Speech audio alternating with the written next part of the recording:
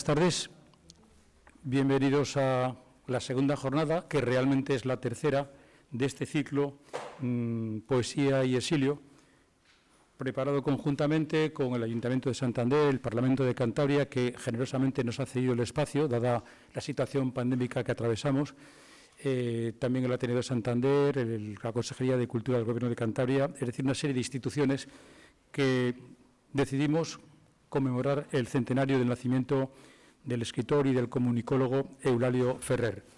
Lo hicimos con este ciclo dedicado a escritores en el exilio, para hacer un poco evocación de lo que significó su figura, de alguien que con apenas 15 años o poco más tiene que ir al exilio desde Santander y que después llega a convertirse en uno de los comunicólogos y de los editores más importantes sobre medios de comunicación y sobre publicidad, no solamente en lengua castellana, sino también en el mundo. De hecho, una forma también de evocar esa figura como editor y como escritor, no solamente sobre medios de comunicación, sino también como memorialista y también como novelista, dentro de un par de semanas se inaugurará en la Biblioteca Central una muestra bibliográfica bastante austera sobre una parte de los muchos libros que escribió y que editó. De entrada, de nuevo, dar las gracias al Parlamento de Cantabria, a Joaquín, su presidente, y a Óscar, que es quien con él hemos organizado todo este movimiento aquí en torno al Parlamento.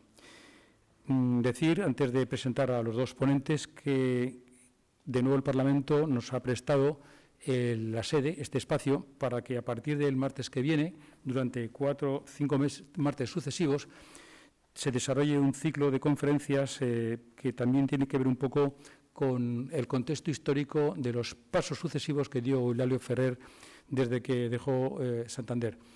Pues se hablará del exilio en Francia, concretamente las conferencias serán Antonio Santoveña el próximo martes hablará de Santander y Eulalio Ferrer, geografía sentimental de un joven socialista. Los martes sucesivos intervendrán Miguel Ángel Soya Gutiérrez, José Ramón Saiz Villadero, José Manuel Puente Fernández y Jorge de Hoyos Puente. Todas las charlas se harán aquí en el Parlamento. Para no alargarme más, ya voy a presentar a Rafael Fontbellida. Comentar, va a ser el primero de los dos ponentes que intervengan. Como es habitual, cada uno estará aproximadamente media hora hablando de un escritor. Como sucedió la semana pasada con Mariano Calvo, nos va a hablar de un autor que yo creo que es desconocido para la inmensa mayoría de los lectores en España. A los ponentes se les dio la oportunidad de que ellos eligieran el escritor sobre los que querían hablar y Rafael Fontbellida pues, va a hablar sobre este escritor que tiene una difícil pronunciación, Nazim Hikmet. Rafael Fontbellida pertenece a la generación de los poetas que se dan a conocer en los años 80. Es una generación siguiente a la de los años 70, en la que estuvo el grupo Cuébano y el grupo Ramaizal, a la que perteneció precisamente ese grupo Ramaizal, perteneció Fernando Abascal. El caso de Rafael Fontbellida pertenece a esa generación que se da a conocer fundamentalmente en los años 80 y que renuevan un poco la poesía que hasta entonces había tenido a lo mejor una componente, por la situación política de España, de una cierta poesía social, mezclada también con una poesía intimista. Rafael Fontbellida, junto a los poetas de su generación, contribuyó a renovar profundamente el lenguaje poético. En este sentido, yo creo que se emparenta mucho con el caso de Fernando Abascal. Son dos poetas que, por encima de todo, hacen una poesía intimista, una poesía reflexiva, pero una poesía con un cuidado exquisito del lenguaje.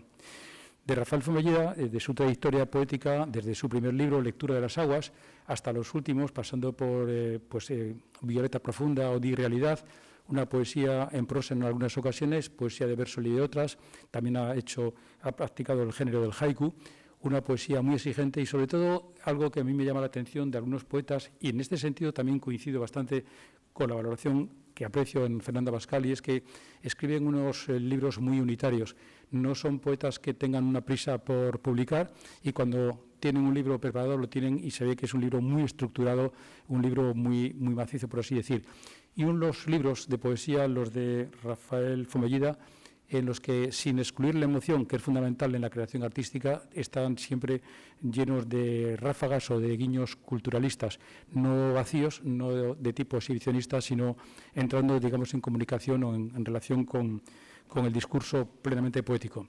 Destacar también, y ya con esto voy a acabar, la labor que ha hecho Rafael Fomellido en el ámbito de la poesía de Cantabria, a través de dos de los grandes proyectos, hay más, pero bueno, hablar concretamente del proyecto Scriptum, que llevó a cabo compartidamente en Torrelavega, editando libros de poetas nacionales que en algún caso estaban justamente apareciendo, dándose a conocer en aquel momento. Unas colecciones que fueron 3 más o menos, de libros plaquets, libros más unitarios o libros más redondos, y de esa labor importante con Carlos Alcorta. Y unos años después, en la década siguiente, 90, junto a también Alcorta, pero con Lorenzo Oliván, el proyecto Ultramar. También varias colecciones paralelas de poesía, la revista de poesía Ultramar, etcétera. Una labor realmente importante y que se ha prolongado en el tiempo después con otras actividades como editor o como difusor de la poesía. En concreto, con Carlos Alcorta lleva el aula poética José Luis Hidalgo en Torrelavega, un pequeño espacio que hay en el Cenefoto de Torrelavega donde se muestra una colección de dibujos de José Luis Hidalgo. Hay 2 espacios dedicados a la memoria del poeta de los muertos, pero además de esos espacios, la labor que han estado haciendo durante los últimos 7 u 8 años, encuentros poéticos allí en Torrelavega y además de los encuentros poéticos, ediciones de libros.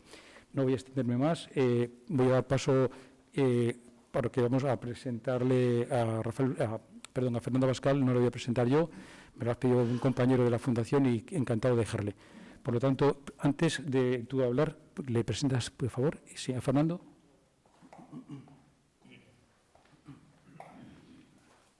Hola, buenas tardes. Yo voy a presentar a Fernando Abascal.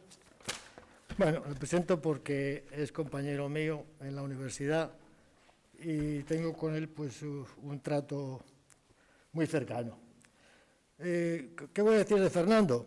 Pues hombre, primero que todo es catedrático de literatura del bachillerato y también es profesor en la UIN, Universidad Internacional Menéndez Pelayo, y también es profesor en la UNED, Universidad Nacional de Educación a Distancia, y casualmente pues compartimos el mismo aula de hace muchos años.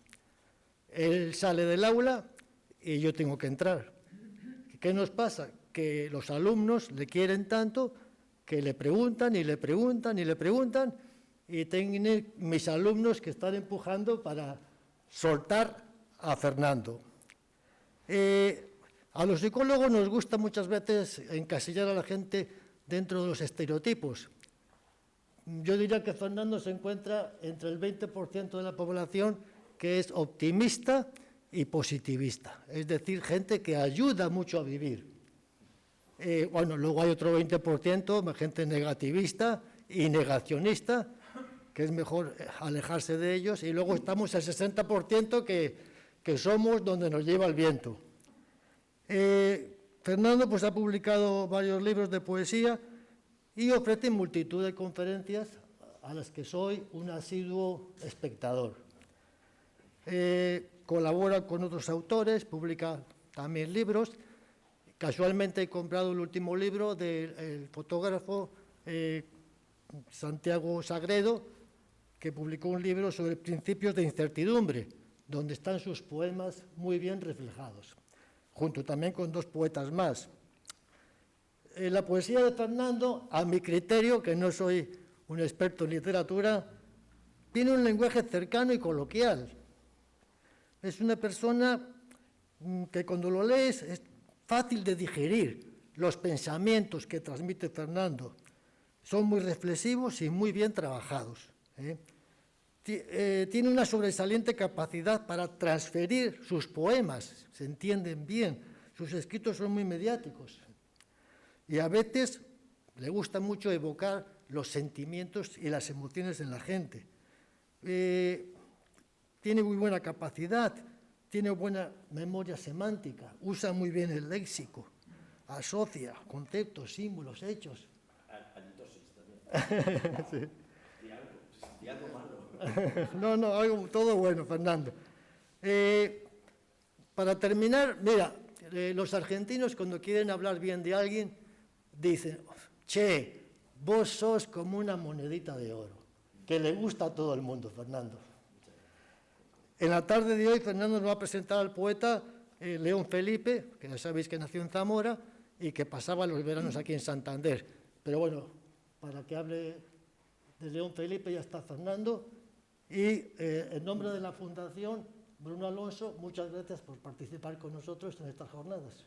Y bueno, en previsión de que la mayor parte de mis compañeros de ciclo eligieran poetas españoles, porque España o las vicisitudes históricas españolas se han apañado muy bien para en determinadas circunstancias enviar al exilio a sitios peores a algunos de sus mejores hijos y entre ellos algunos de sus poetas más determinantes, pues yo preferí, dado que la tiranía y dado que la cárcel y dado que la persecución por las ideas éticas o estéticas y dado que el exilio es un hecho universal, rebuscar entre también la multitud de poetas de otras latitudes, de otras culturas y otras lenguas que han estado sometidos a la presión del poder y han tenido que abandonar su patria y sus raíces. Pero me gustaba también que el poeta elegido tuviera al menos una vinculación, siquiera fuera indirecta, con la poesía española y con el exilio español. Y esa figura la representaba a la perfección el poeta turco Nazım Hikmet. Nazım Hikmet es un poeta, la poesía turca es una gran desconocida. En España se han publicado con cuentagotas, pocos autores, Orhan Veli, Ilan Berk, casi todos en tiempos recientes gracias a Clara Janés y a su editorial Ediciones del Oriente y del Mediterráneo. Pero en los años 60, en los años 70 se conoció la figura de Nazım Hikmet por sus circunstancias personales de persecución y exilio y porque en aquella época estaba muy en boga una literatura marcadamente de izquierdas, casi un poco tenido como Pope a Pablo Neruda, que de alguna manera protegía y defendía la figura de Hikmet. Tuvo buena suerte editorial. Hikmet en los años 60 y 70 se empezó a traducir primero en Argentina y después en España, y sus libros, aunque sus tendencias estéticas ahora mismo, aunque sean necesarias, no están, lamentablemente, en mi opinión, en boga, ha tenido la suerte de ser reeditado. Hay tres conjuntos poéticos de Hikmet que circulan en España. Uno es la antología que editó ya en los años 70 Visor, a cargo de un poeta también turco, de origen judío-español, afincado en Madrid, Solimán Salom, un hombre que vivía en Madrid, se dedicaba a cosas un poco extrañas. De hecho, lo llevó a regentar una tienda de electrodomésticos. Muy amigo de José Hierro, que le dedica algún poema. Este Salom, en tiempos en vida de Hikmet, no se atreve a traducirlo. De hecho, hay una antología de poesía turca, la primera que se publica en España, y creo que la única. No, hay una en Málaga más reciente. Bueno, total, que no traduce a Hikmet, se ve que no quiere tener problemas con su gobierno, pero posteriormente a la muerte de Hikmet, no solo lo traduce, sino que se convierte también en su biógrafo, creo que es su único biógrafo en castellano. Esta antología, la editorial Visor, la ha ido publicando 3 o 4 veces hasta el presente. Luego está el libro clave de Hikmet, Duro oficio del exilio, es decir, lleva el libro al eje de su poesía. Este libro se edita primero en Argentina. La edición es de Alfonso Varela, es un poeta que cuenta con la colaboración del propio Hikmet. El libro originalmente se publica en Francia a finales de los años 50 y ya antes de la muerte de Hikmet está traducido al español en Argentina. Luego la editorial Libros de la Frontera, el Bardo, la Colección del Bardo, lo publica también 3 o 4 veces hasta el presente. Y ya más recientemente, hace unos 15 años, la editorial de Clara Janés, Ediciones del Oriente y del Mediterráneo, publica en 2 volúmenes una edición magnífica, tengo aquí uno, poemas finales, el anterior es Últimos poemas, toda la obra del exilio de Nazım Hikmet. Y decía, con la poesía española, esto lo voy a comentar luego, ¿no? Hay 2 poetas españoles de la segunda mitad del siglo XX determinantes, decisivos, que en algunos de sus libros fundamentales reconocen el magisterio de Nazım Hikmet. Y luego me referiré a ellos, es que vamos a dejar la incógnita, seguramente alguno de ustedes ya lo conoce. Por lo tanto, el estímulo para elegir la figura del poeta turco Nazım Hikmet, que nace en 1902 y muere en 1963, Para situarlo cronológicamente, sus fechas de nacimiento y muerte son coincidentes con las del poeta español Luis Cernuda, es decir, es contemporáneo, coetáneo, estricto, de los miembros más jóvenes de la generación del 27, y con Cernuda le unen dos circunstancias también azarosas: la muerte en el exilio de ambos y el hecho de que ambos murieran de infarto de miocardio. Pero probablemente el uno no llegó a leer al otro y probablemente no conocieron la poesía el uno del otro, estaban en universos totalmente distintos. Pues bien, el estímulo para elegir esta figura en esta intervención sobre poesía y exilio responde a una motivación múltiple. La primera, como he dicho ya, el hecho universal del exilio, que siempre que concurren las condiciones básicas para que éste acabe siendo un suceso ineludible, un poder autocrático, la tiranía, el totalitarismo, una oposición con actos, ideas o palabras a ese poder, es común a toda época y a todo pueblo y a toda cultura.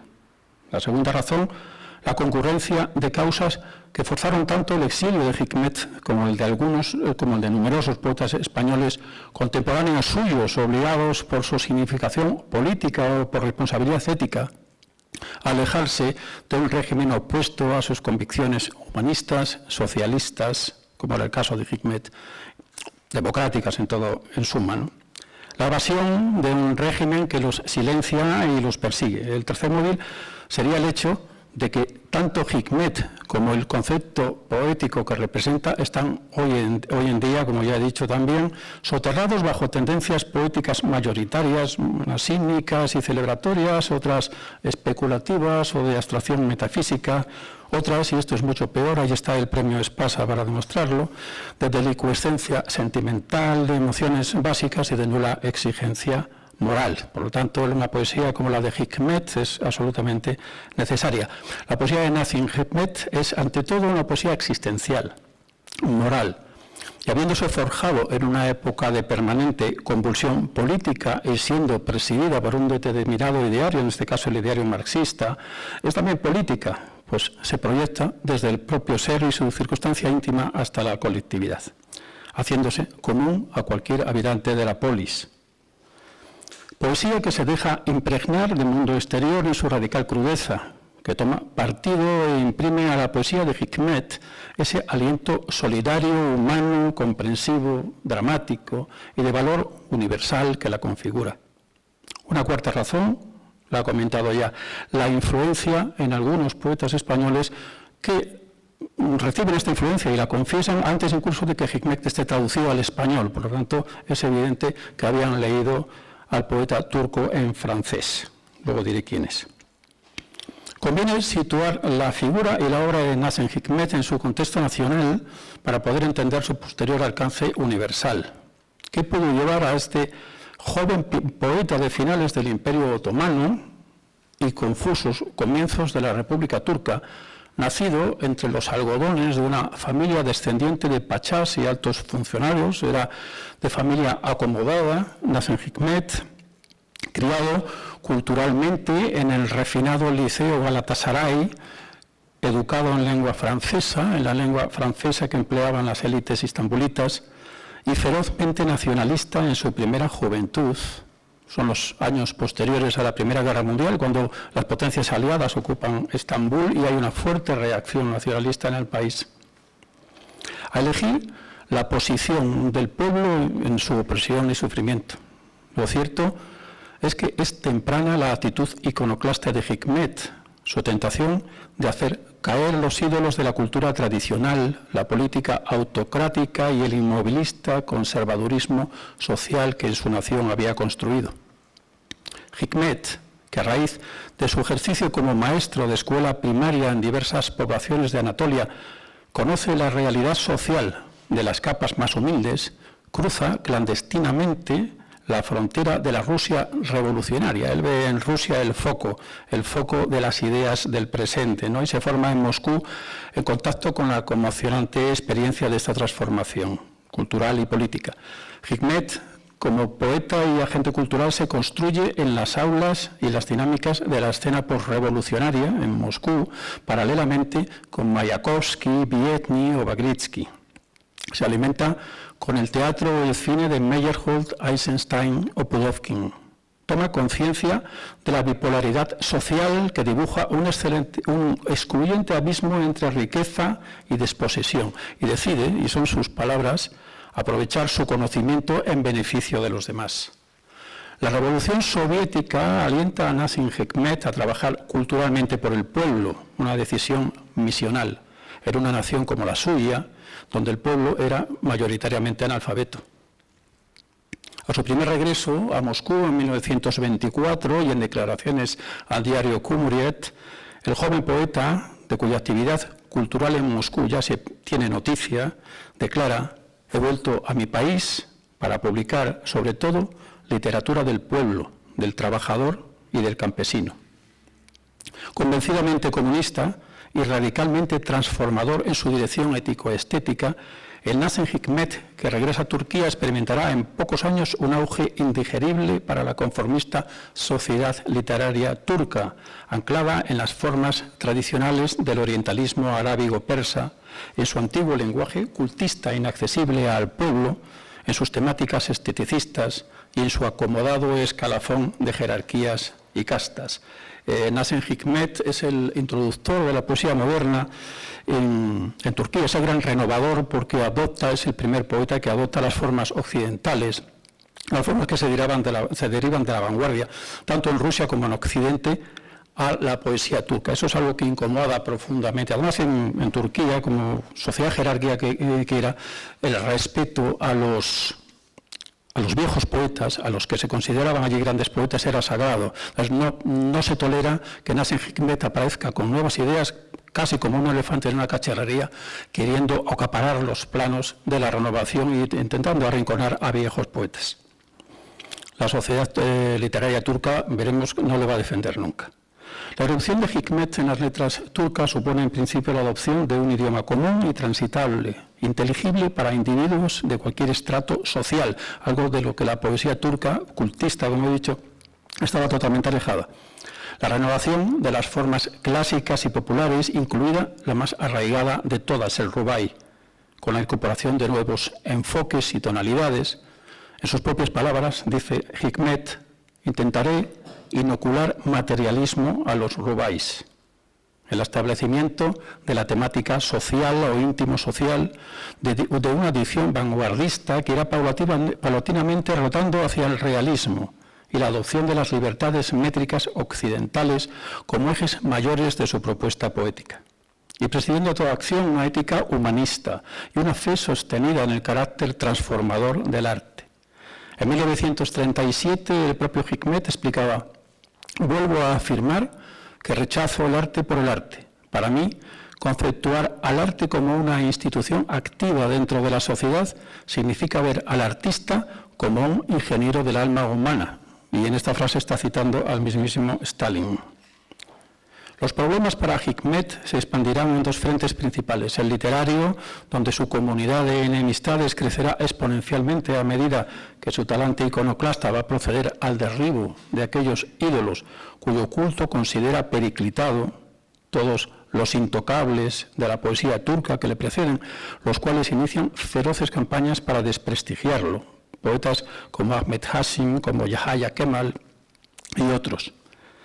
Y enfrente también el poder político, pues aunque Hikmet contó en un principio con la simpatía de su coterráneo y padre de la nueva patria turca, Mustafa Kemal Pasha Atatürk, quien lo recuerda como un joven valiente y profundamente nacionalista, algo desviado, para su sucesor Hizmet Inonu y su partido único no es más que un disolvente comunista, un revoltoso revolucionario y un traidor a la patria que pone en peligro la estabilidad del sistema.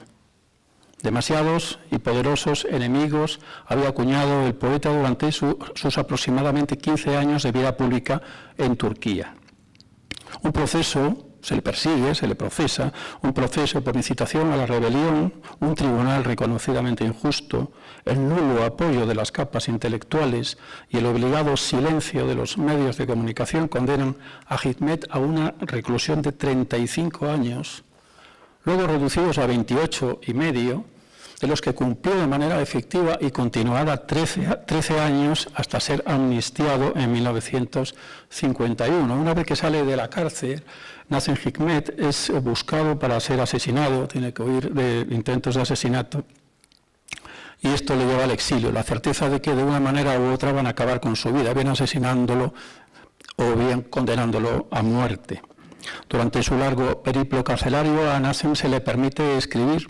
De hecho, concibió buena parte de sus obras en prisión. Su obra es muy prolífica, pero se prohibió la edición de sus obras. Constituía un delito leerlas en público o en privado, e incluso la pronunciación de su nombre.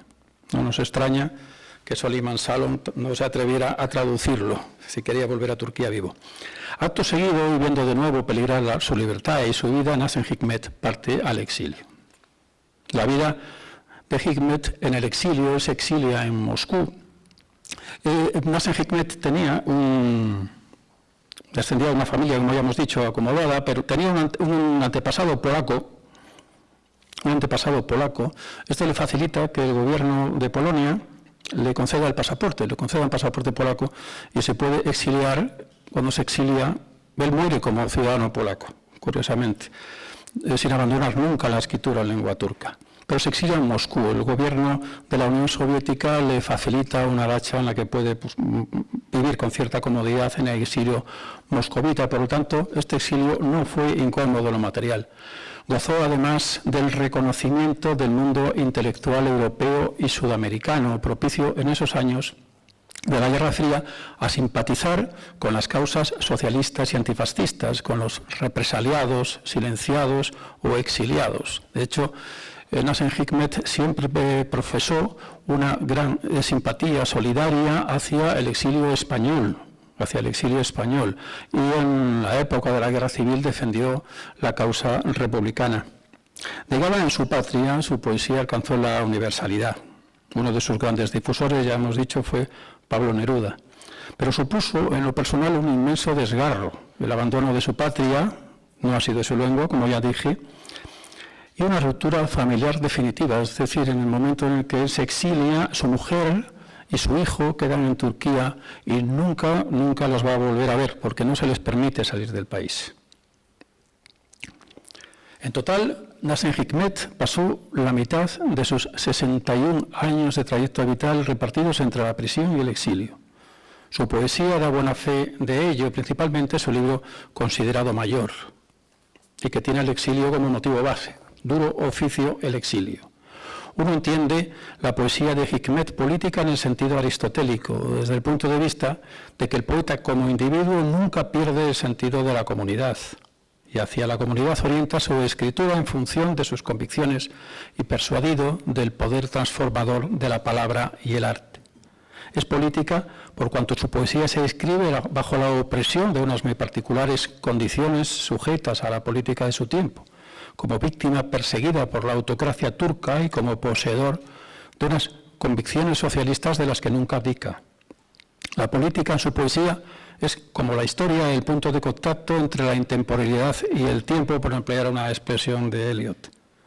Durante su estancia en prisión y en el exilio, la experiencia íntima gana terreno en sus versos, pero siempre aludida como modelo o ejemplo de sustancialidad de un hombre común de su tiempo, identificable con el devenir de cualquier otro hombre común. Su gozo o sufrimiento, su esperanza o su tribulación tienen efecto y vocación proyectiva hacia el conjunto de los seres humanos. Experiencia que quiere ser comunicada y comprendida. La política no es más que un acto cotidiano en el pensar poético de Hikmet, y el lenguaje es una herramienta de transmisión, y el lector es receptor de un mensaje comprometido y fraterno. Más importante es para Hikmet el mensaje que la forma. El poeta más leído de todos los tiempos, Pablo Neruda, recuerda algún episodio de la vida de Hikmet. Tengo aquí señalado, en este libro aparecen algunos fragmentos de Pablo Neruda. La verdad es que a mí me parecen a veces un tanto truculentos, o en todo caso agiográficos, y yo creo que el que más humaniza la figura de Hikmet, la humaniza, digo, no la santifica, es este en el que dice Neruda, bueno, lo puedo leer sin gafas: encontré a Nasim Hikmet siempre resuelto y vibrante, Una intensa preocupación velaba sus ojos claros. Desde hace años, en el exilio, escapado de las presiones de Turquía, acogido por el amor y la admiración de la cultura soviética, devora el gran poeta una inquietud terrible. Después de 15 años de presidio en las inhumanas prisiones turcas, vivió el idilio enhebrado desde la cárcel. Alcanzó a casarse y a ver nacer a su hijo antes de escapar milagrosamente de los verdugos que lo buscaban de nuevo, esta vez para sentenciarlo a muerte. Pero a su mujer y a su hijo no los dejan salir de Turquía. Se han hecho muchas gestiones, pero hasta ahora todo ha sido en vano. Hace poco supo la última noticia. Su propia mujer había ido a pedir su salida al ministro del Interior y éste le había respondido de esta forma: no saldrás de Turquía, ni tu hijo tampoco. Queremos que él sufra y muera de no estar con ustedes. Tú lo seguirás a la tumba poco después y este niño quedará en nuestras manos para que lo enseñemos a odiar a su padre. Así se las gastaban en el Estado turco en aquella época. Me refería al inicio a la reconocida influencia de la poesía de Hikmet en dos fundamentales poetas españoles, y no podría faltar la alusión a la simpatía que Hikmet apreció hacia la causa republicana durante la Guerra Civil y hacia los presos políticos y exiliados españoles a lo largo de toda su existencia. Fueron estos poetas Blas de Otero y Antonio Gamoneda. El bilbaíno Otero reconoce en el turco a un maestro, muy particularmente en el empleo de un lenguaje corriente cercano al habla para tratar temáticas de preocupación social. El reconocimiento más explícito de Blas de Otero hacia Nazım Hikmet está en su libro en castellano, un libro que se publica en Francia porque, igual que a su maestro Hikmet, la censura no lo permite publicar en España, se publica en la editorial de Pierre Sellers en 1956 con el título de Par l'éclair. En este libro, Blas de Otero reconoce el magisterio de Hikmet con un poema que les voy a leer. Puesto que tú me has conmovido, en este tiempo en que es tan difícil la ternura, y tu palabra se abre como la puerta de tu celda frente al Mármara, rasgo el papel y de hermano a hermano hablo contigo. Acaban de sonar las 9 de la noche, de cosas que no existen. Dios está escuchando detrás de la puerta de tu celda, cedida por amor al hombre. Nazım Hikmet, quédate con nosotros. Que tu palabra entre entre las rejas de esta vieja cárcel alzada sobre el Cantábrico, que golpee en España como una espada en el campo de Dunlupinar, que los ríos la rueden hacia Levante y por Andalucía se extienda como un mantel de tela pobre y cálida sobre la mesa de la miseria madre. Te ruego que te quedes con nosotros. Es todo lo que podemos ofrecerte. 19 años perdidos, peor que perdidos, gastados, más que gastados, rotos dentro del alma. Ten misericordia de mi espuria España. Nunca oíste mi nombre ni lo has de oír, ¿acaso? Estamos separados por mares, por montañas, por mi maldito encierro voluntario a fuerza de amor. Soy solo poeta, pero en serio, sufrí como cualquiera, menos que muchos que no escriben porque no saben, otros que no hablan porque no pueden, muertos de miedo o de hambre. Aquí decimos, a falta de pan buenas son tortas. Se cumplió. Pero habla, escribe tú, Nazım Hikmet.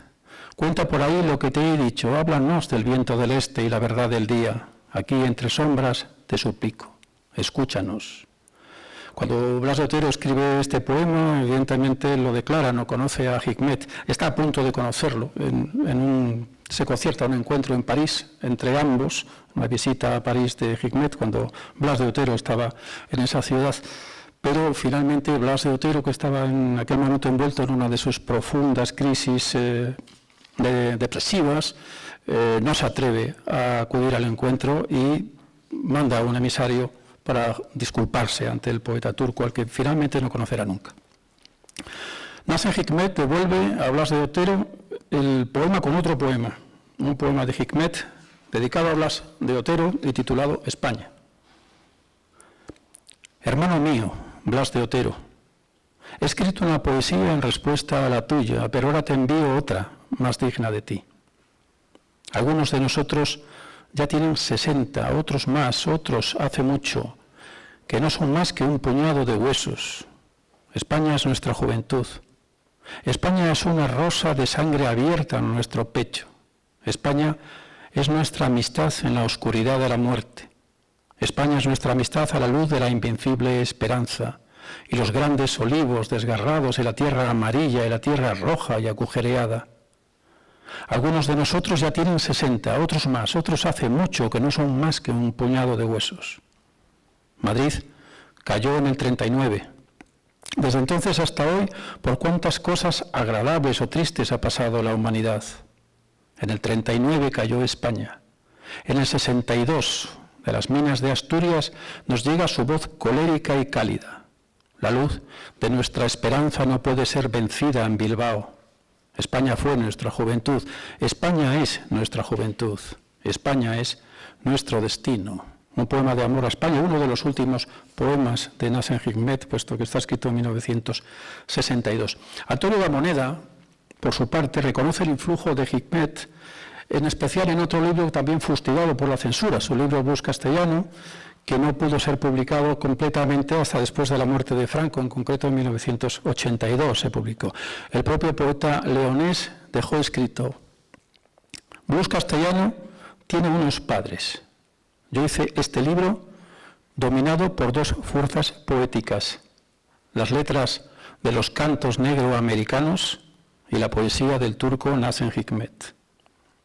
Hablamos de Otero, de Gamoneda, no estamos hablando de cualquiera en la poesía de este país. Como ya hemos dicho, ambos libros, el de Otero y el de Gamoneda, corrieron la suerte de la poesía de Hikmet y fueron censurados en España.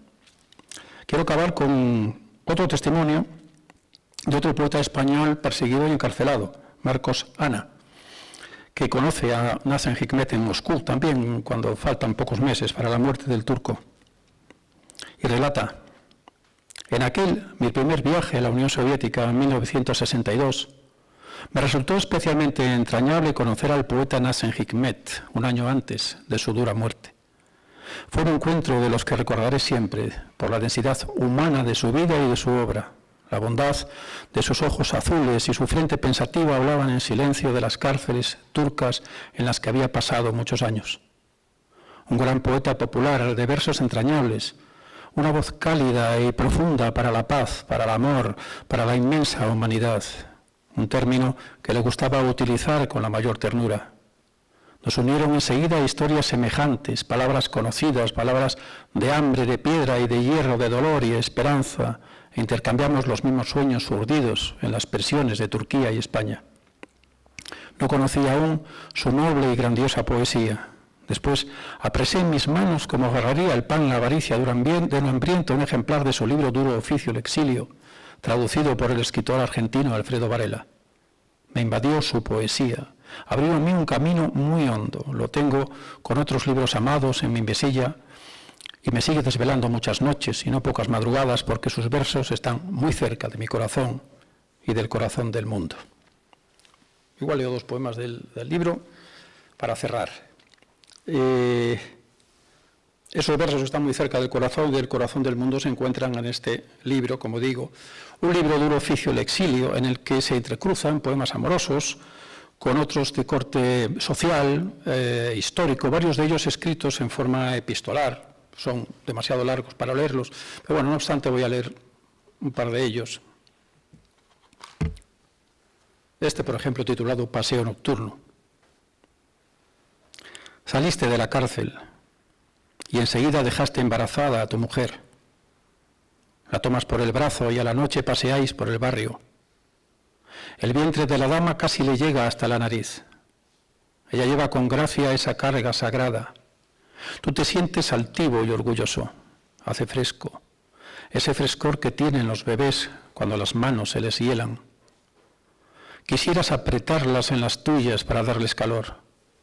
Por la puerta de la carnicería rondan todos los gatos de este barrio y la mujer rizada, la del segundo piso, sus tetas ha instalado en la ventana sobre el antepecho y contempla la noche. El cielo está muy limpio, iluminado apenas, y en el medio se ve la estrella del pastor que centellea como un vaso de agua. El veranillo de San Juan, el tipógrafo Rafik con la hija de Yorgul, el lechero, Vagabundea en el crepúsculo, sus dedos se entrelazan. En su almacén las lámparas se enciende cada vez. El ciudadano armenio no ha perdonado nunca que su padre haya sido degollado en la montaña kurda. Mas te quiere porque sabe que tú tampoco perdonaste a quienes han marcado con esa mancha negra la frente de tu pueblo, el pueblo turco. Los tísicos del barrio, los que están amarrados a su lecho, miran tras de los vidrios. El hijo sin trabajo de Urila la bandera, la tristeza colgando de los hombros, va al café. La radio de Estambul difunde las noticias del último momento, de un país muy lejano, de allá, de Asia lejana. Los de cara amarilla con la luna están peleando contra un dragón blanco. Hasta allí han enviado agentes de tu pueblo. Son 4.500 ejemplares de Mehmet, destinados a asesinar a sus hermanos. Enrojece tu rostro de vergüenza y de cólera. Y una tristeza que no es nada abstracta, una tristeza que te pertenece, una tristeza atada por los pies y las manos, como si a tu mujer atropellaran arrojándola al suelo y haciéndole perder a su bebé. O bien cual si estuvieras todavía en la cárcel y entonces, con gendarmes de origen campesino, a campesinos presos hicieron apalear.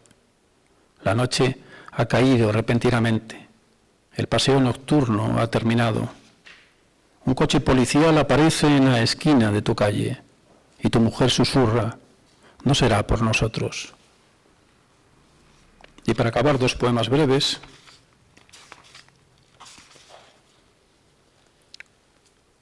Aquí la contemplación de un árbol le lleva a sus recuerdos, los recuerdos de su patria, el álamo.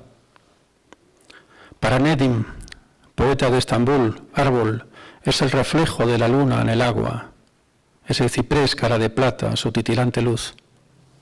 Lo que Senin, el de Riazan, amaba eran los abedules melancólicos como gráciles cuerpos de muchachas. Mas es un álamo el que tiembla en mí. Su voz escucho sin cesar desde que me alejé de mi país. Siempre de pie toda la vida, cual todo árbol, el álamo a lo largo del tiempo se parece a un vigía. Vigilando caminos de Anatolia, observando las aldeas en los días de estío color ocre amarillo, instalado ante mi prisión y gritando en plena noche, a mí también me vigiló. Testigo de todo lo perdido, testigo de nuestra vergüenza, de nuestra esperanza, testigo de nuestra labor y también de nuestros piojos. Álamo, amigo, amor, alabar a tus álamos podría o amarlo simplemente, pero eso en mi país, ¿para qué serviría? No he podido plantar un álamo siquiera, el sudor de mi frente derramando jadeante y encorvado sobre la negra tierra. Y ya un último poema de este libro, la doliente poesía de Nasim Hikmet, canción. Arriba, en la colina, hay una nube llena de sol que ya se oculta. Arriba, en la colina. Se termina sin ti, es decir, la mitad del mundo, el día. Se termina. Dentro de unos instantes, rojo de incendio. Dentro de unos instantes, ha de abrirse, rojo de incendio. Allá arriba, muy alto, las alas silenciosas llevan nuestra separación, semejante a la separación de la patria. Esta es la poesía del exilio de Nasim Hikmet. Muchas gracias. Bueno, yo tenía preparada no exactamente para este acto una conferencia amplia sobre la poesía y la vida cruzada con la vida de León Felipe, pero las necesidades de tiempo es evidente que me van a hacer acortar bastante, aunque intentaré resumir lo esencial de su trayectoria poética. Sin duda, León Felipe es uno de los grandes poetas de las letras españolas, ¿no? La fuerza expresiva de sus propuestas poéticas es enorme, ¿no? E incluso el personalismo de sus enfoques temáticos. Sin embargo, a pesar de la calidad de su poesía, el escritor parece deambular por caminos indefinidos de valoración y, desde luego, de encuadre generacional, ¿no? Yo he titulado esta conferencia, de la que he hablado antes, Humanismo, Compromiso y Utopía, como si fuesen 3 etapas de la trayectoria poética del poeta zamorano. Su obra encajaría entre los principios temáticos y formales de la generación del 98 y de la literatura del exilio, con fuertes relaciones con el simbolismo de la generación del 27. Pero León Felipe no pertenecía a un grupo particular, ni siquiera a una generación determinada. Es uno de esos poetas que van por libre, y en esta vida la libertad se paga, y se paga cara, y mucho más la libertad literaria. Esta independencia creativa puede ser la causa más directa de cierta marginación e invisibilidad del poeta. Frente a esos silencios involuntarios o pretendidos, es preciso levantar una voz de defensa y de afirmación del escritor zamorano. ¿Y cómo? Pues tal vez no relacionando exclusivamente la obra de León Felipe exclusivamente con una poesía de guerra y de exilio. Esto es simplificar, desde luego, el sentido y la validez de sus propuestas. Si una poesía nacida en unas circunstancias concretas es capaz de comunicar valores y de emocionar a los lectores cuando el contexto en que fue creada ha cambiado o desaparecido, es porque esa poesía dice y expresa mucho más de lo que revelan sus enunciados. La obra de León Felipe, en su devenir profundamente humanista, es una obra comprometida con el hombre, con su tiempo y con una clara proyección utópica. ¿Quién era León Felipe?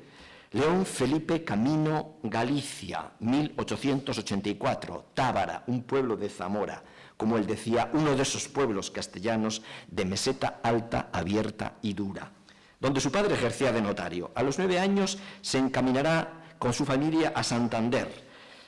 Vivirá en Santander 7 años, cursará el bachillerato en los Escolapios de Villacarriedo, no era muy buen estudiante, y en el Instituto de Santander. Hasta los 16 años residirá en nuestra ciudad. Decía Massaub que uno es de donde hace el bachillerato. Bueno, hay algo de la montaña santanderina en León Felipe, a pesar de lo que ocurrió después en su vida y de cómo salió de esta ciudad. En 1900 se traslada a Madrid para estudiar farmacia, más que por vocación, era mucho más porque quería dar gusto a su padre, ¿no? En Madrid lleva una vida bohemia, al tiempo que se dedica a sus grandes aficiones, al arte, a los libros, a la lectura de los clásicos. Para esta etapa vivencial del poeta son imprescindibles los estudios de García Cantalapiedra y de José Ramón Sáez Viadero. La muerte del padre hace necesario el regreso a Santander y tiene que cambiar las tertulias, la vida fácil, las sesiones de teatro, para hacerse cargo de una farmacia en 1910, una farmacia que está situada en la plaza, que estaba situada en la plaza y está en la Plaza de la Esperanza. Vaya nombre. Oficio que le disgusta, que nunca logró gestionar con acierto y que ocasiona su desvío por el camino del juego y del dandismo. Su situación, anímica, se encuentra tan deshecha como la economía familiar, y en el año 1912, abandona Santander, dejando a su familia desamparada y llena de deudas. Se dirige a Barcelona, trabaja como actor, haciendo giras por España, es reclamado por la justicia por préstamos no pagados, es condenado por estafa, pasa 3 años en la cárcel, y allí, en la cárcel, realiza León Felipe un profundo examen de conciencia sobre el sentido de su vida y de sus actos. En la cárcel es donde escribirá sus primeros versos. Al salir, y haciendo honor a su apellido, iniciará un largo e ininterrumpido peregrinaje por los caminos de España, pero también por los caminos del mundo. Cuando sale de prisión, divide su tiempo pasando los inviernos en Madrid y el resto del año trabajando en farmacias en Balmaseda y en varios pueblos de Castilla. Castilla. Será la aridez de las tierras castellanas, la claridad de sus cielos, la idiosincrasia de sus gentes, quienes hagan que se acentúe en el poeta su admiración y su identificación con los grandes escritores del 98, fundamentalmente con Unamuno y Antonio Machado. En Madrid continuará con su vida bohemia, sigue escribiendo poemas que incluso envía a Juan Ramón Jiménez y que éste le devuelve, pues como solía devolver Juan Ramón Jiménez los poemas, con un significativo silencio. El conocimiento y la amistad de Díez Canedo le permite entrar en los círculos literarios de la revista España. Su voz poética empieza a tener crédito, empieza a tener cierta autoridad. Lee poemas en el Ateneo madrileño y unos amigos le van a pagar su primer libro.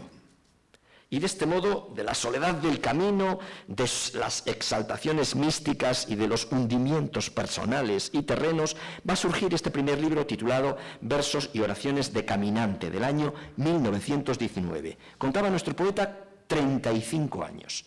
No es un poeta joven exactamente.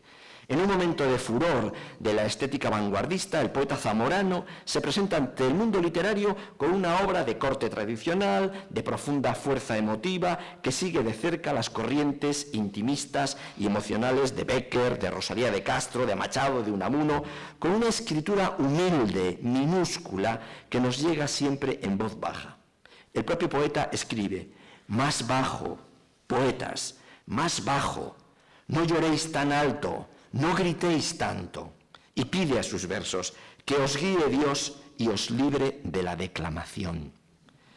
Esta obra supone el comienzo de una primera etapa poética antes de descubrir la Biblia, una lectura fundamental en la poesía de León Felipe y a Walt Whitman, antes de creerse la encarnación de Prometeo y de convertirse en la segunda mitad de los años 30 en el poeta conductor de los pueblos con un discurso oratorio y de largos versículos.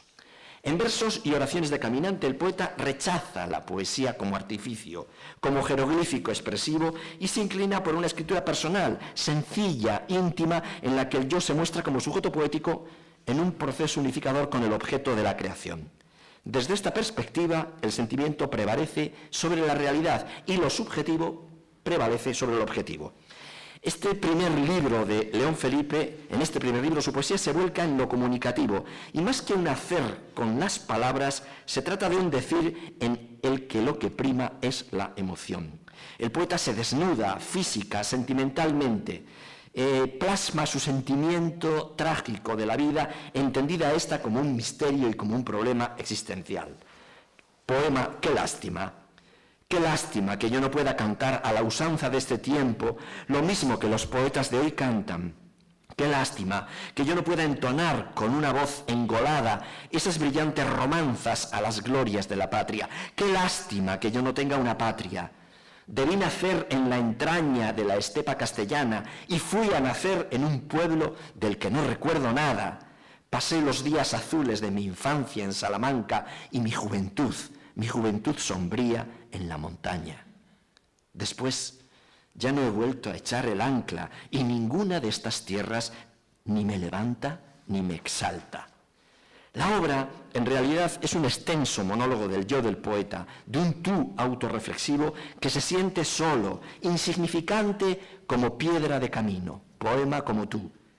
Así es mi vida, piedra, como tú, piedra pequeña, como tú, piedra ligera, como tú, canto que ruedas por las calzadas y por las veredas, como tú, guijarro humilde de las carreteras, como tú que en los días de tormenta hundes en el cieno de la tierra y luego centelleas bajo los cascos y bajo las ruedas, como tú, que no has servido para ser ni piedra de una lonja, ni piedra de una audiencia, ni piedra de un palacio, ni piedra de una iglesia, como tú, piedra aventurera. En el libro la vida se percibe como un caminar. Son evidentes los ecos machadianos. Recuerden ustedes que la palabra camino es la palabra que más usa Antonio Machado en sus libros de poemas. El poeta aparece como un caminante, aparece como un romero. Ser en la vida romero. Ser en la vida romero, romero solo que cruza, siempre por caminos nuevos. Ser en la vida romero, sin más oficio, sin otro nombre y sin pueblo. Ser en la vida romero, romero, solo romero. Que no hagan callo las cosas, ni en el alma ni en el cuerpo. Pasar por todo una vez, solo y ligero, siempre ligero. Por otra parte, el yo del poeta se identifica con la derrota de Don Quijote, y en el poema Vencidos dice: por la llanura manchega se vuelve a ver la figura de Don Quijote pasar, y ahora, ociosa y abollada, va en el rucio la armadura, y va ocioso el caballero, sin peto y sin espaldar, va cargado de amargura, que allá encontró sepultura su amoroso batallar. ¿Cuántas veces, Don Quijote, por esa misma llanura, en horas de desaliento, así te miro pasar, y cuántas veces te grito: hazme un sitio en tu montura y llévame a tu lugar? Hazme un sitio en tu montura, caballero derrotado, hazme un sitio en tu montura, que yo voy también cargado de amargura y no puedo batallar. Pero en medio de la soledad, de la angustia, de la perplejidad, el poeta indaga en posibles soluciones y nos propone un núcleo temático tripartito: el hombre, el amor y Dios. Qué solo estoy, Señor, qué solo y qué rendido de andar a la aventura buscando mi destino. En todos los mesones he dormido, en mesones de amor y en mesones malditos, sin encontrar jamás mi albergue decisivo, y ahora estoy aquí solo, rendido de andar a la aventura por todos los caminos. Cuando, como hemos dicho, empieza a ser conocido en los ambientes literarios, León Felipe abandona todo e inicia una nueva singladura existencial, y como un personaje de Conrad se va a Fernando Po, a la Guinea española, para trabajar como administrador de hospitales. En Guinea permanecerá 2 años y allí topará con la verdadera miseria humana, con la explotación del hombre al hombre, con el hambre, con las epidemias, con la muerte. Allí experimentará lo que él llamaba el perro negro de la injusticia humana. El poeta va caminando hacia la conclusión de su búsqueda poética, el hombre y la humanidad. Regresará a España y cuando va a embarcarse de nuevo de regreso a Guinea, de forma inesperada cambia de rumbo y se dirige a México. Una vez más la aventura. Primero fue España, después África y ahora América. Una América que va a significar para León Felipe una nueva etapa de creación poética y que va a representar para el poeta, desde luego, la aventura de la libertad. Cuando llega a Veracruz en el año 23, el poeta tiene 39 años. Su estancia en México fue venturosa. Y gracias a recomendaciones de Alfonso Reyes consigue dar algunas clases. Allí se enamora de la mexicana Berta Gamboa, una profesora que trabaja en Nueva York. Con ella se casa en Brooklyn y comienza a dar clases de español. Su experiencia docente como profesor fracasó y Federico de Onís le anima a que estudie literatura en la Universidad de Columbia. Y mientras cursa, profundiza estudios y da clases, profundiza en su conocimiento de la literatura española. Lee muchísimo a Nietzsche y a Walt Whitman. Autores, ya digo, capitales en su credo poético, sin olvidar la presencia de una religiosidad que va aflorando en estos años y que se percibe muy claramente en sus poemas. León Felipe va elaborando un sistema poético cada vez más humanista. Poesía como diálogo con el hombre, poesía también como diálogo con Dios. Hombre, Dios, cielo y tierra se conforman como los parámetros ideológicos de la primera etapa de su obra. Y en ese contexto escribe su segundo libro, Versos y oraciones de caminante 2.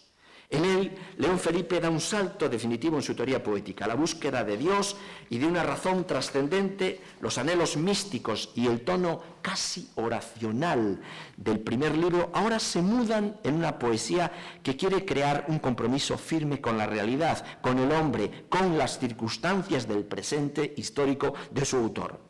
Este cambio de traje poético plantea, desde luego, nuevas dimensiones temáticas, por lo que desaparece el halo individualista, el yo lírico, para transformarse en un nosotros, en un todos. Voy con las riendas tensas y refrenando el vuelo, porque no es lo que importa llegar solo ni pronto, sino llegar con todos y a tiempo. El hombre así se convierte en principio y final de la creación, en sujeto agente de su destino y de su historia.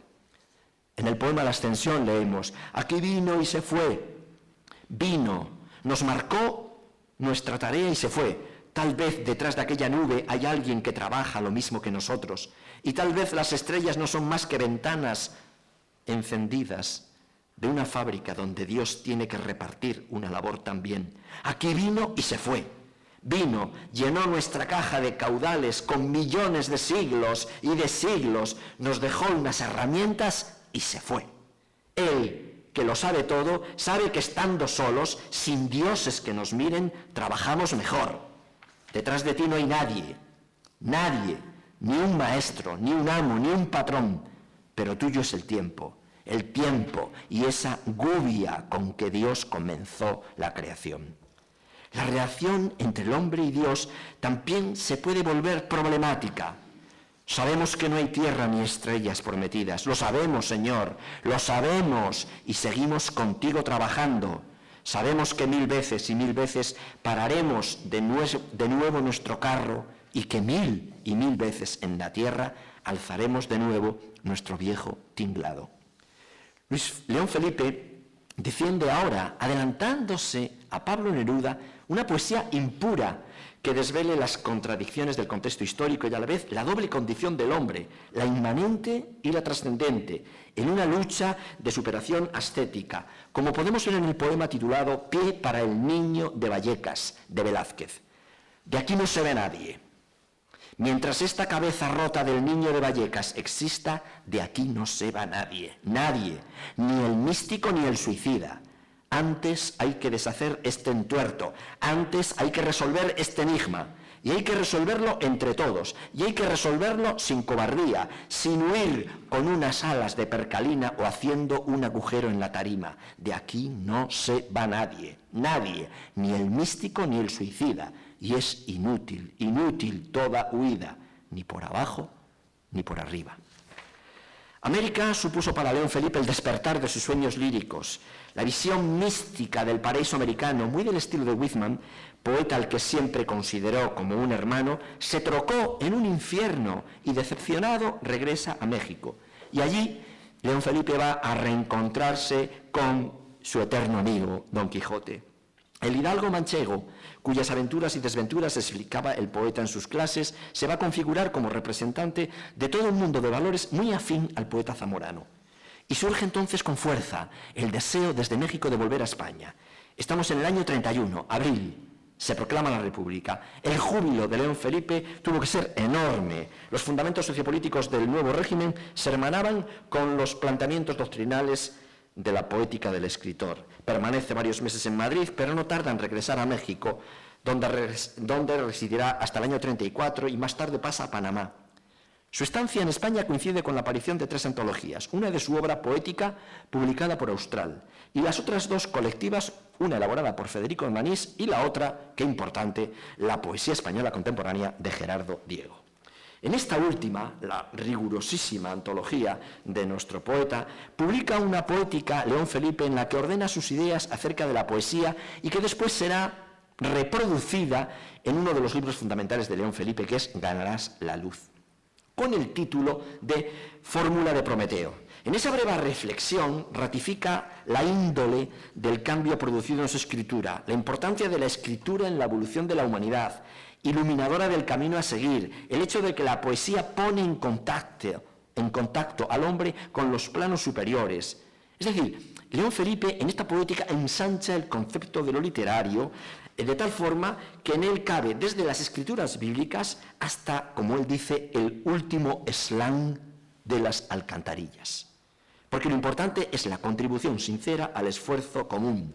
Prometeo roba el fuego para ayudar a los humanos y es castigado por los dioses. Este es el modelo poético de entrega en nombre de lo colectivo. Ya en estas sus 2 primeras obras podemos descubrir la andadura, por tanto, del poeta, que no encuentra arraigo en las cosas, que se siente como una pequeña piedra en el campo, como Romero que nunca se detiene, un hombre sin gloriosos antepasados ni retratos familiares, que nos ofrece una visión franciscana del mundo, muy alejada de engolamientos o falsos acentos. En el año 33, León Felipe publica su 3ª obra escrita en Nueva York, Drop a Star. Soltad, echad una estrella. El rasgo más significativo de este libro es una variación en la expresión. Su palabra ahora se recubre de un ropaje dramático. Digamos que este libro es el producto de un topetazo emocional del poeta, con una nueva realidad, con la realidad del hombre y del mundo, la realidad americana. Advertimos en esta obra las huellas de Nietzsche, de Eliot, del propio Whitman, siempre un faro para nuestro poeta, pero también de cierto surrealismo y de las lecturas de Auden, de Blake, de John Donne, de Vicente Huidobro, el Vicente Huidobro de Altazor, autores con quienes comparte rasgos estilísticos y núcleos ideológicos. Estamos ante la última obra del primer ciclo poético de León Felipe. El poeta se había resistido hasta este momento a los usos de las vanguardias, que sin embargo aquí en esta obra se manifiestan inequívocamente, tanto en la fluidez del texto como en las imágenes oníricas. Mediante ellas se articula una denuncia del presente y una previsión negra del desarrollo de la humanidad, un vaticinio de las transformaciones por las que ésta debe pasar. León Felipe profundiza, pues, en el proceso iniciado en Versos y oraciones de Caminante 2, pero ahora el poeta sube el tono de su voz, grita para difundir una verdad, se acentúa su papel como guía de la comunidad, como profeta. Los poemas son ahora un aviso a sus semejantes para que actúen y sean solidarios, pues somos todos los que podemos echar a andar esta maquinaria de salvación al dejar caer una estrella de esperanza, drop a star. Y de ahí el título, resultado de un juego de palabras en inglés tomado del eslogan de las máquinas tragaperras, drop a coin, inserte monedas. En este caso, se ha sustituido la moneda, símbolo de las transacciones comerciales, por la estrella, que significa la porción de esperanza invertida en ese destino celeste de la humanidad. Leo, ¿dónde está la estrella de los nacimientos? La tierra encabritada se ha parado en el viento y no ven los ojos de los marineros. Aquel pez, seguidle, se lleva danzando la estrella polar. El mundo es una slot machine, con una ranura en la frente del cielo sobre la cabecera del mar. Se ha parado la máquina, se ha acabado la cuerda, es algo que funciona como el piano mecánico de un bar. Se ha acabado la cuerda, se ha parado la máquina. Marinero, tú tienes una estrella en el bolsillo. Drop a star. Enciende con tu mano la nueva música del mundo, la canción marinera de mañana, el himno venidero de los hombres. En el año 36, León Felipe está instalado en Panamá, ejerce como profesor universitario y agregado cultural de la Embajada Española. Le sorprende el estallido de la guerra. Pese al ambiente favorable al bando sublevado que reinaba entre los españoles residentes allí en Panamá, en el propio gobierno panameño, el poeta se pone de forma incondicional al servicio de la República. Inmediatamente se le impide publicar en la prensa panameña y a finales de agosto, justo antes de abandonar Panamá, se le prohíbe retransmitir por radio un mensaje que con el título Goodbye Panamá él había redactado. En este texto establecía Felipe algunas de las líneas temáticas mantenidas sobre el significado y las repercusiones de la contienda, pero también la llamada a la transformación de la humanidad. Escribe el autor con un tono intensivo y reivindicativo que los españoles republicanos están librando una lucha contra las fuerzas antiguas que atenazan la humanidad y cuyo ejemplo más evidente lo encarna el egoísmo mercantilista. Los españoles que se enriquecen sin escrúpulos en América se oponen a quienes se juegan la vida en nombre del porvenir, peleando en España. En estas circunstancias, la función del poeta se define por su capacidad de ver lo que se les oculta a los demás y por su facultad de encarnar la voz de un pueblo. Con estas ideas políticas y poéticas, León Felipe llega a España en el año 36, tiene 52 años. En Madrid se establece en la Casa de la Alianza de los Intelectuales, donde ahí se encuentran Alberti, Prados, María Teresa León. El drama de la guerra le causa una profunda impresión y, sin embargo, León Felipe escribió poco durante el conflicto. Tendió más bien a centrarse en aquellas circunstancias que ponían en peligro la integridad de la tarea moral del esfuerzo republicano, sobre todo la falta de cohesión de dicho bando, derivada de la difícil convergencia entre los diferentes partidos de izquierda. Su alocución poética a la insignia, que leyó en Barcelona en el año 37, constituye un llamamiento de superación de todas esas divergencias de la izquierda, un llamamiento para superarlo en nombre de una esperanza común. La insignia, sin duda, es un poema exaltado, si quieren ustedes, hasta panfletario, que no obstante profundiza con lucidez en algunos de los motivos centrales de la obra de nuestro autor, como por ejemplo el compromiso político, la identificación de su voz personal y poética con la de una comunidad, en este caso España. La evolución de la contienda determinó el traslado del poeta a Valencia y después a Barcelona. Las esperanzas republicanas menguaban y esta situación se refleja en el último de los poemas publicado por León Felipe en España, el que lleva por título Oferta. Mercaderes, yo, España, ya no soy nadie aquí. Aquí en este mundo vuestro yo no soy nadie, ya lo sé. Entre vosotros, aquí, en vuestro mercado, yo no soy nadie ya. Un día me robasteis el airón y ahora me habéis escondido la espada. Entre vosotros, aquí, en esta asamblea, yo no soy nadie ya. Yo no soy la virtud, es verdad. Mis manos están rojas de sangre fratricida. Y en mi historia hay pasajes temblorosos, pero el mundo es un túnel sin estrella y vosotros sois solo vendedores de sombras.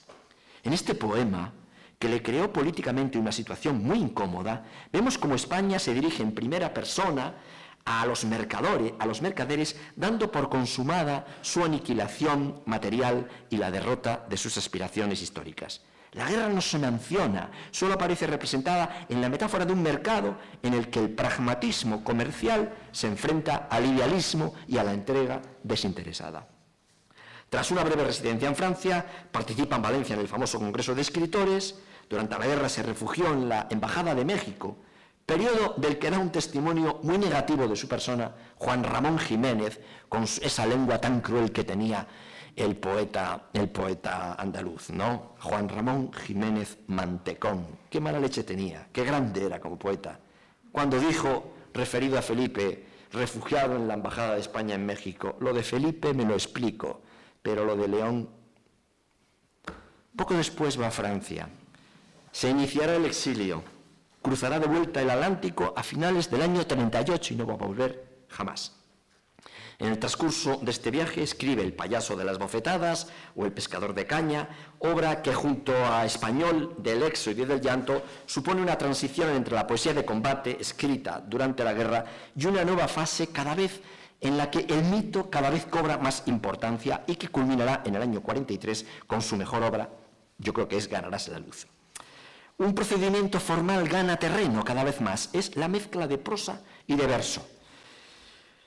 En El payaso de las bofetadas, los elementos temáticos siguen ampliándose. Perdura la denuncia y la reflexión sobre las causas del enfrentamiento español, la irresponsabilidad de la alianza entre la Iglesia católica y el ejército franquista, la necesidad de dar sentido a la guerra y explicar la subsiguiente derrota. Pero surgen elementos de esperanza vinculados a América, y junto a todos estos, el tema mitológico se enriquece y se diversifica.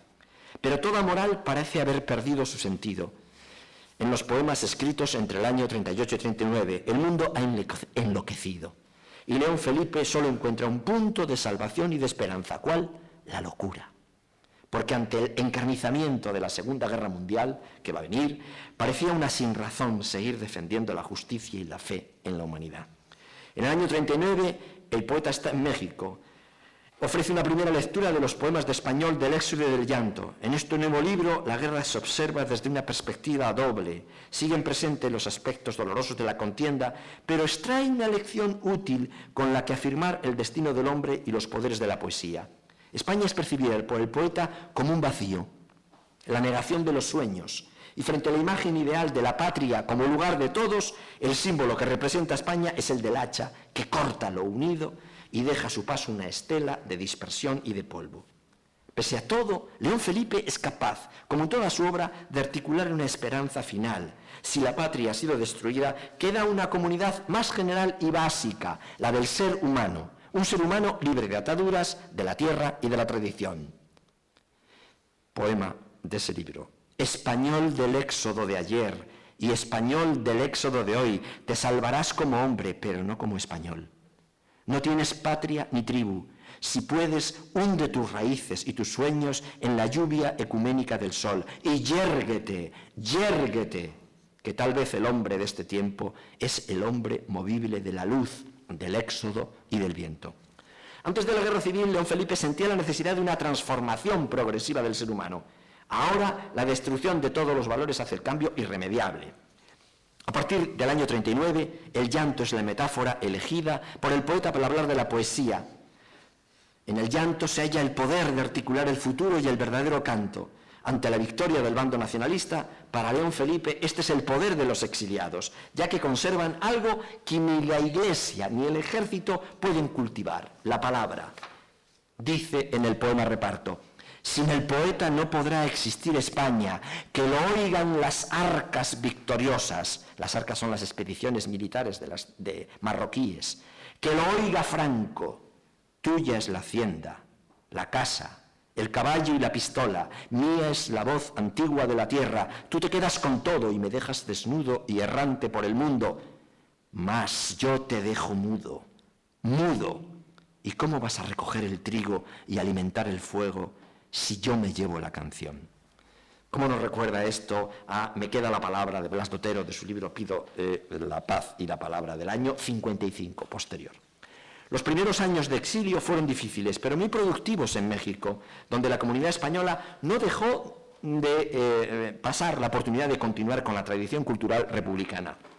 En el año 40-41 se edita La España Peregrina, en la que colaboran José Bergamín, Juan Larrea. La amistad de Juan Larrea y León Felipe es fundamental, y la influencia entre ambos también es fundamental. El entendimiento que se produjo en este contexto entre Larrea y Felipe, ellos fueron los principales promotores de una indagación en las causas y resultados de la Guerra Civil Española desde una perspectiva mítica, o como ellos prefirieron llamarla, poética, y ambos compartieron el interés por los textos bíblicos, en cuyas metáforas encontraron la esperanza y el sentido para su exilio. León Felipe y Larrea también promovieron una ambiciosa colaboración entre intelectuales españoles y mexicanos, de donde surgiría en el año 40 la revista Cuadernos Americanos. Entre Español del éxito y del llanto y Ganarás la luz transcurren 4 años decisivos. Estamos en el año 39-43, no solo para la vida del poeta, sino para gran parte de la humanidad. Son los años en que León Felipe va elaborando el material de lo que va a ser considerada su obra cimera, Ganarás la luz. El complejo panorama histórico que circunda este poema ya se manifiesta en el prólogo de su traducción al Canto a mí mismo de Weizmann. Esta traducción es del año 41 y es una clara apuesta de León Felipe por la libertad, la igualdad y la confianza en el amor, entendido en el sentido cósmico. Es también la afirmación de los poderes de la poesía frente a los de una razón materialista y asfixiante, frente a la ubicuidad de la política. Si Weizmann se había convertido en el ideal del hombre americano, forjado a sí mismo y volcado al futuro, esta traducción de León Felipe representa una señal de esperanza en la humanidad, precisamente cuando la guerra en el mundo es generalizada y el exterminio sistematizado ponían en cuestión todos los valores humanos. Año y medio después de esta traducción, y con el mismo espíritu, se publica Ganarás la luz, obra que supone la culminación poética de León Felipe, y que tiene un proceso que se inicia con un subtítulo, que se inicia en el subtítulo de la misma obra, titulado Biografía, Poesía y Destino.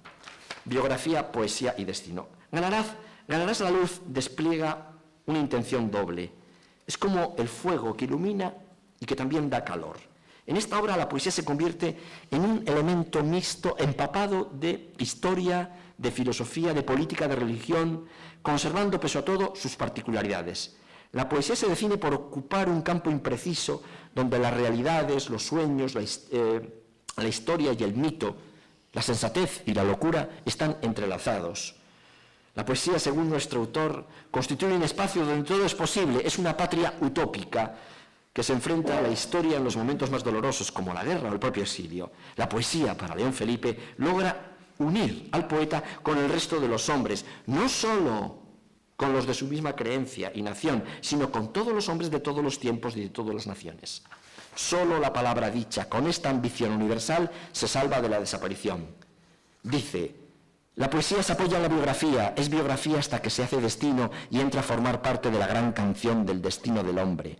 El poeta le cuenta su vida primero a los hombres, después cuando los hombres se duermen a los pájaros, más tarde cuando los pájaros se van, se la cuenta a los árboles, luego pasa el viento y hay un murmullo de frondas. Lo que cuenta el poeta a las piedras está lleno de eternidad, y esta es la canción del destino que tampoco olvidan las estrellas. El yo que habla aquí a través de los poemas de Ganarás la luz no es el resultado tanto de la experiencia personal del autor, sino de una voz que habla por el hombre del pasado, por el hombre del presente y por el hombre del futuro. De ahí que el personaje que aparece tras estos poemas sea un personaje cambiante, que tan pronto es Job, el Job bíblico, como Edipo, y que al final todos los personajes resultan ser ecos de una voz única, la voz de ese viento que habla por sus bocas. La pregunta ¿quién soy yo?, reiterada a lo largo del libro, subraya una interrogación sobre la identidad y el destino del ser humano. Yo no soy nadie. Un hombre con un grito de estopa en la garganta y una gota de asfalto en la retina. Yo no soy nadie, dejadme dormir. Pero a veces oigo un viento de tormenta que me grita, levántate, ve a Nínive, ciudad grande, y pregona contra ella. Yo no soy nadie, un ciego que no sabe cantar, dejadme dormir. León Felipe entiende que la única forma válida para hacer actuar el mensaje intemporal del mito es la propia vida. Los años posteriores a la Segunda Guerra Mundial no fueron tiempos de optimismo. A la liberación de Europa siguió el recuento de cadáveres, la difusión de imágenes de los campos de exterminio. La paz en Asia se hizo a costa de las bombas atómicas. En América el poder de los Estados Unidos proyectaba una sombra imperialista sobre el mundo. Los españoles exiliados tampoco tenían motivos para la alegría. En este marco vital y poéticamente parece León Felipe iniciar un descenso paulatino hacia la desilusión y hacia el desengaño. La intensa actividad mantenida en los años 30 disminuye después de la publicación del libro Ganarás la luz. Realiza una gira por América, por toda América. En el transcurso escribe un poema sintomático de los nuevos tiempos titulado De Antofagasta a la paz en tren, porque no solo habla del viaje, sino también porque se desprende de su lectura una avidez de descanso, una avidez que confundimos con el deseo de la muerte, y unos tonos muy sombríos que se apoderarán de la voz de León Felipe de aquí en adelante. León Felipe adquiere cada vez más un tono existencial que induce al descrédito de la utopía. El caminante, el romero, desciende lentamente por la pendiente hacia la soledad y el desengaño. En su nuevo libro, Llamadme publicano, del año 50, ya se notan los frutos de esta nueva actitud. Leo: soy un huevecillo o una larva, no soy más que un huevecillo o una larva. ¿Por qué he de ser más que un huevecillo o una larva? Podría decir, pensar, soñar. No tengo memoria ni itinerario. Y siempre tendría que empezar con las viejas preguntas rutinarias. ¿Por qué estoy aquí? ¿Para qué estoy aquí? ¿Por dónde entré? ¿Por dónde voy a salir? No quiero preguntar. Hoy no he venido a preguntar. Ya he preguntado bastante y nadie ha respondido. Y si respondiesen, ¿qué? Si aún no tengo oídos para oír ni ojos para ver, no veo ni oigo, estoy en el mundo ciego y sordo del tacto. No quiero preguntar. He dicho que no he venido a preguntar, porque no es lo urgente preguntar, sino romper, taladrar, romper el huevo, romper sepulcros, capullos, mortajas, placentas de piedra blanca y dura como el mármol de los panteones insolentes. Creo que lo urgente es desgarrar, reventar, explotar, que exploten los muertos y rompan la losa del sepulcro como el pollo el cascarón. La poesía deja de ser, como vemos, el lugar de convergencia entre mito y biografía y se vuelca hacia metas de salvación individual. Llamadme publicano es la confesión de una culpa de la que León Felipe busca redimirse. El título del libro, tomado de una cita de San Lucas, alude a la historia del hombre fariseo y del publicano que va a narrar el templo. El publicano, cobrador de impuestos, sin retóricas, se arrepiente de sus pecados y su dolor le hace digno, al contrario que el judío fariseo, que cumple por rutina con la ley sagrada, pero es incapaz de amar en su pobreza de espíritu. León Felipe ve en la imagen del publicano el sincero reconocimiento de su miseria. Acabo. Como podemos ver, no han desaparecido las lecciones históricas en que Ganarás la luz se inscribía. Hasta la publicación, en 1958, de su libro El Ciervo, León Felipe traduce, adapta obras teatrales, sobre todo las basadas en obras de Shakespeare. Sin embargo, poética y vitalmente, estos son años de silencio y de angustia, donde las esperanzas y las creencias siguen desmoronándose. A ello contribuye la muerte de su compañera Berta Gamboa en el año 57, la crisis que tal acontecimiento se manifiesta esta crisis personal en su libro 4 poemas con epígrafe y colofón. Poemas que tienen en común el escepticismo y la contemplación de la muerte como el único descanso posible. La fe depositada en la poesía y en sus poderes de transformación cambian radicalmente de signo respecto a los postulados de los años 30 y 40. Y en los poemas de León Felipe se convierten ahora en unos diálogos consigo mismo, en una ronca conversación con una entidad divina cuya existencia se pone en cuestión. El romero de sus primeros libros parece descender de sus cumbres. La palabra poética se convierte en material de construcción de una torre que no se utiliza ya para alcanzar esa meta celestial, sino como mera atalaya desde la que disolverse desesperadamente. Leo: ¿pero qué están hablando esos poetas ahí de la palabra? Siempre en discusiones de modisto, que si desceñida o apretada, que si la túnica o que si la casaca. La palabra es un ladrillo, ¿me oísteis? Un ladrillo. El ladrillo para levantar la torre. Y la torre tiene que ser alta, alta, alta, alta, hasta que no pueda ser más alta, hasta que llega a la última cornisa de la última ventana, del último sol y no puede ser más alta. Hasta que ya entonces no quede más que un ladrillo solo, el último ladrillo, la última palabra para tirársela a Dios, con la fuerza de la blasfemia o la plegaria y romperle la frente, a ver si dentro de su cráneo está la luz o está la nada. En 4 poemas con epígrafe y colofón, la poética del Felipe está definitivamente instalada en lo infernal. Formalmente el autor se desentiende por completo de artificios. Los poemas adquieren una soltura cercana a la oralidad. Puede observarse cómo desde su libro, Llamadme publicano, se impone a reducir el número de versos a una escritura elemental. Escribe un prólogo, León Felipe, para un estupendo libro de Ángela Figuera, Aymerich, Belleza cruel, del año 58, y es un prólogo maravilloso. Habla claramente León Felipe. Con estas palabras quiero arrepentirme y desdecirme de cosas que uno ha dicho, de versos que uno ha escrito, porque yo fui el que dijo: hermano, tuya es la hacienda, la casa, el caballo y la pistola, mía es la voz antigua de la tierra, tú te quedas con todo y me dejas desnudo y errante por el mundo, mas yo te dejo mudo, mudo. ¿Y cómo vas a recoger el trigo y alimentar el fuego si yo me llevo la canción? Fue un triste reparto caprichoso que yo hice entonces, dolorido, para consolarme. Ahora estoy avergonzado. Yo no me llevé la canción. Nosotros no nos llevamos la canción. Tal vez era lo único que no nos podíamos llevar, la canción de la tierra, la canción que nace de la tierra, la canción inalienable de la tierra. Y nosotros, los españoles del éxodo y del viento, ya no teníamos tierra. Vosotros os quedasteis con todo, con la tierra y la canción, palabras nada más. Al final todo se hizo grito vano, lamento hinchado, blasfemia sin sentido, palabras de un idiota llenas de estrépito y de furia, Shakespeare, que se perdieron como burbujas de hielo en el vacío. Y nos quedamos luego todos mudos.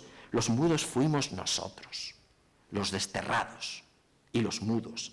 Hay que confesarlo. De tanta sangre a cuestas, de tanto caminar, de tanto llanto y tanta injusticia, no brotó el poeta. Y ahora estamos aquí, del otro lado del mar, nosotros, los españoles del éxodo y del viento, asombrados y atónitos, oyéndoos a vosotros cantar, con esperanza, con ira, sin miedos, Dámaso, Otero, Celaya, Hierro, Kremer, Nora, de Luis, Figuera y Merich, los que os quedasteis en la casa paterna, en la vieja heredad acorralada, vuestros son el salmo y la canción.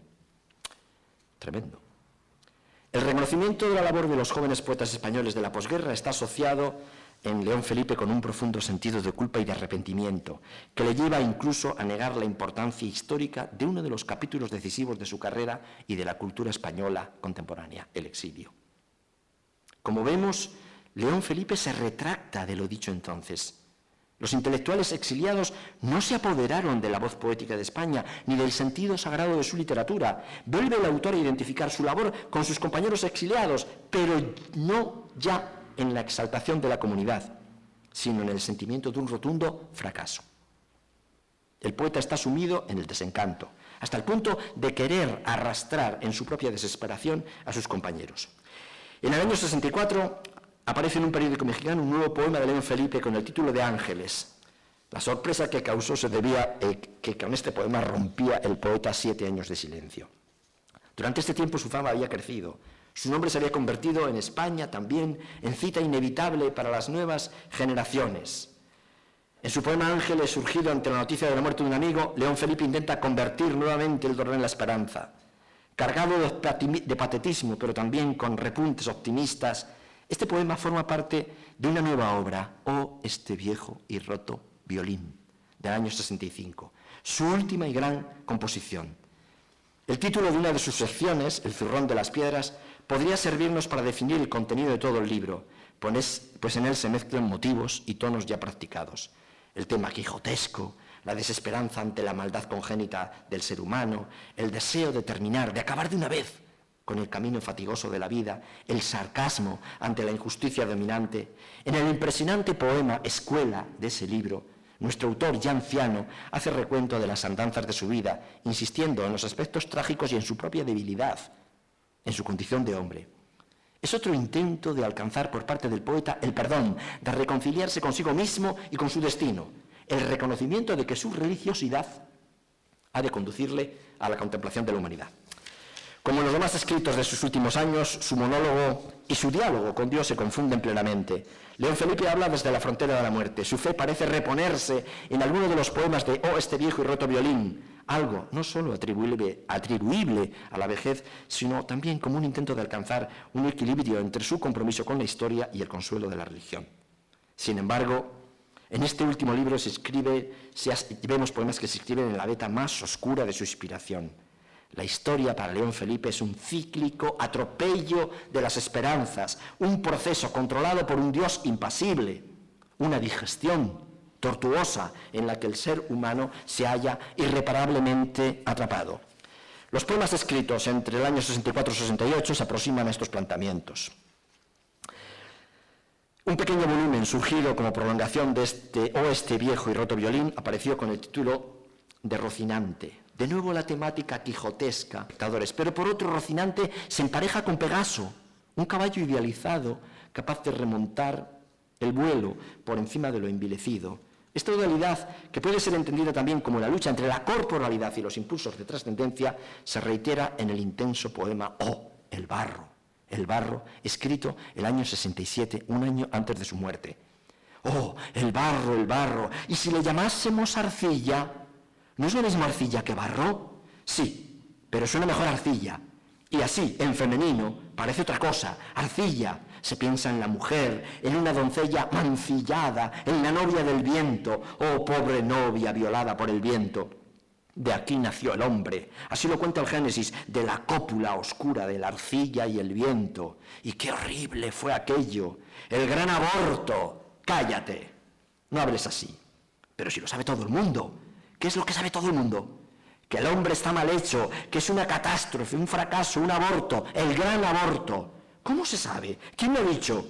¿Lo ha dicho el gran partero de la creación? ¿Lo ha dicho la comadrona principal? No, lo han dicho los pájaros y el ciervo. Oh, el hombre, y esa mirada de candor y de súplica. ¿De dónde viene esa mirada? ¿Y quién ha roto esas alas? ¿Quién ha cegado esa mirada? Oh, el hombre, ¿y ese grito? ¿No es el grito de la inocencia asesinada? ¿Y quién es el asesino? Oh, el hombre.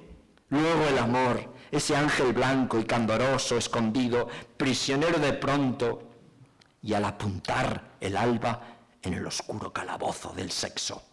Oh, el hombre tan elegante, el hombre con su rosa de estiércol en el ojal de la solapa. ¿Por qué no puede hablar el hombre como un ángel? Yo quería decir que el hombre está mal hecho. ¿Tú qué dices? Y a veces le veo muy sucio, hundido en una poza muy negra, y otras veces se me pierde en una nube muy blanca y no le puedo seguir. Oh, el hombre, esa cosa mal hecha, nacida de la cópula oscura de la arcilla y el viento. En este extenso poema, dos voces anónimas discuten sobre la condición del hombre, como si León Felipe quisiera poner en la balanza la lucha interior de sus últimos años, pero el pesimismo arrastra terriblemente la composición. En ella resuena una condena solo mitigada por una lejana e inaudible esperanza en Dios. El barro solo puede ser ahora comprendido como elemento sobre el que el poeta se desespera por realizar una obra fallida. De la unión del hombre y de Dios, del barro y del viento, no resulta una criatura maravillosa, sino un ser desamparado y sin esperanza. El 18 de septiembre de 1968, Felipe Carmino García, León Felipe, moría en la Ciudad de México, dejando una docena de poemas, para un proyecto de libro que él quiso llamar cervantinamente Puesto ya un pie en el estribo. La metáfora del viaje con la que se iniciaba su poesía y que pareció conducir su propia vida pone de esta forma el punto y final a su obra. La altura moral de León Felipe, la sostenida fidelidad a sus convicciones, su ejemplar trayectoria civil y personal han atenuado los juicios adversos sobre su poesía. Hoy nos conmueven, nos emocionan sus versos sobre el dolor, sobre el llanto de los desterrados, sobre los muertos de la guerra, sobre los impulsos caínitas de la vida española. Nos merecen un profundo respeto estas palabras cargadas de humanidad, de compromiso y tal vez, cómo no, de utopía. A pesar de la renuncia del autor a las exigencias rítmicas e imaginativas del poema. Desde este punto de vista, nos parece en general muy superior el poeta de versos y oraciones de caminante y sus poemas tan hondos y memorables. Vino después el poeta de Drop a Star, los poemas civiles, el cantor quijotesco y prometeico, y después la ruptura con el ritmo de la lengua, sustituido por el ritmo ideológico. Testimonio histórico sin duda conmovedor, pero también discutible como logro artístico. Pero por encima de todo, hoy y siempre, la voz esperanzada, ronca de León Felipe, esa que le definió, sigue y seguirá resonando por los caminos de la mejor poesía. Muchas gracias.